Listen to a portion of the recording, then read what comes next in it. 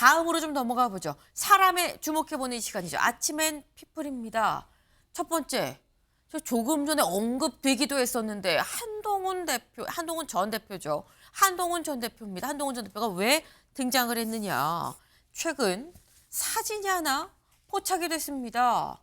네, 카페에서 이 일반 시민이 직접 찍어서 나 한동훈 대표 봤어요 라고 하면서 사진을 찍어서 올렸어요. 바로 이 모습입니다.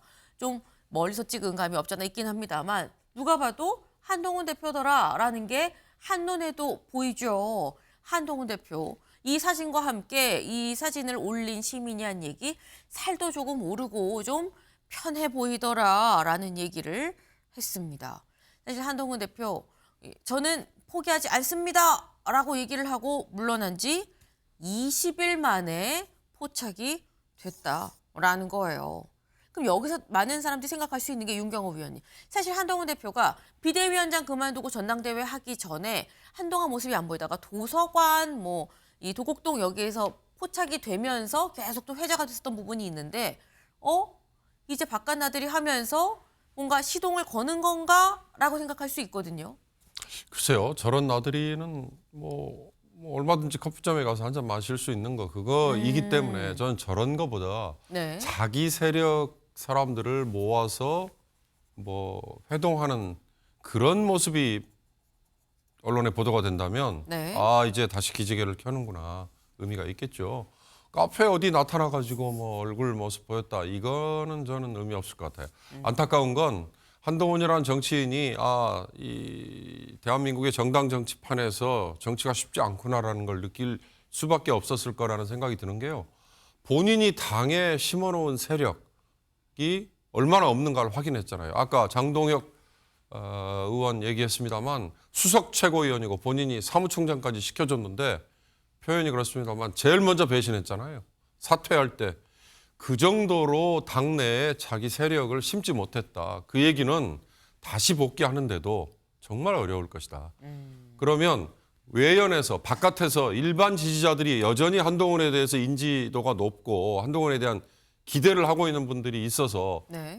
예를 들어서 대권 후보로서의 적합도 아니면 인지도 이런 걸로 한 5%에서 몇 프로 나오잖아요. 네. 그걸로 그럼 믿고 당내에서 다시 시작할 수 있을까? 이 두 개가 저는 잘 매칭이 되지 않는 거, 그걸 한동훈이 지금 느끼고 있지 않을까 하는 생각이 좀 들어요. 그런 점에서 복귀가 그렇게 저는 쉽지 않을 것 같다는 생각도 듭니다. 네.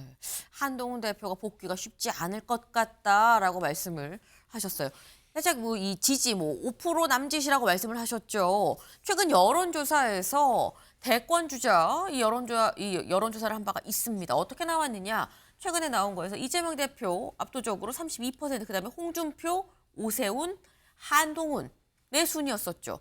보수만 따졌을 때 홍준표, 오세훈, 한동훈이었다. 다른 여론조사 하나 더 보겠습니다. 다른 이 여론조사도 마찬가지로 이재명 대표를 제외하고 보수에선 홍준표, 오세훈, 한동훈 순이더라라는 거예요. 그럼 최수영 의원님, 한동훈 대표 입장에선 안 그래도 조기 대선이 이 가능성이 지금 열려 있는 상황에서 과연 보수 주자 중에서도 3위인 지금의 상황을 어떻게 혁파할 수 있을 것이냐, 어떻게 보십니까? 그러니까 쉽지 않을 수도 있어요. 왜냐하면 여론조사는 세 가지 구성이거든요. 첫 번째가 인지도, 그다음에 호감도, 그다음에 나중에 지지도예요. 지지도가 적합도예요. 근데 한동훈 대표가 지금 저렇게 돼 있다는 거는 그동안 미디어로 인해서 노출 효과는 높았지만 실질적으로 경쟁력 부분에서 그렇게 인정받지 못하고 있다는 얘기이기 때문에 한동훈 대표 입장에서는 만일 본인이 갖고 있는 중도 확장성과 그다음에 당의 경선을 통과할 수 있다는 지지층들에 대한 강한 흡입력, 이 두 가지를 보여줘야 저는 대선 후보로서 링 위에 올라올 때 자격이 생긴다고 봅니다.